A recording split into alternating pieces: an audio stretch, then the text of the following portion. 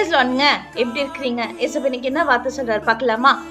தாகம் தாகம் என்றேன், எனக்காய் ஏங்கி நின்றேன், பாவங்கள் சுமந்தேன், பரிகார பலியானேன். யோவான் 19வது அதிகாரம் அதுல 28வது வசனம். தாகமா இருக்கிறேன் என்றார். ஆமாங்க, ஏசப்பா தாகமா இருக்கும் போது கூட தண்ணி கொடுக்கலங்க, அவருக்கு கசப்பான தண்ணீரை கொடுத்தாங்க. ஆனா இன்னைக்கு நாம தாகத்தை தீர்க்க ஏசப்பா வந்திருக்கிறாரு. சோ ஆசையோட வந்திருக்கிறாரு. நீங்க அவர்கிட்ட விண்ணப்பத்தை சொல்லணுமா? உங்க ஜெபத்தை அவர் கேட்கணுமா? கண்டிப்பா அவர் கேட்பாரு. நீங்க தாகத்தோட அவர்கிட்ட ஜெபம் பண்ணுங்க. உங்க வேண்டுதல் என்னமோ நீங்க அவர்கிட்ட சொல்லுங்க. சோ நீங்க வேண்டதுக்கு முன்னாலே, நீங்க ஜெபம் பண்றதுக்கு முன்னாலே ஏசப்பா அந்த ஜெபத்தை கேட்டு முடிப்பாரு.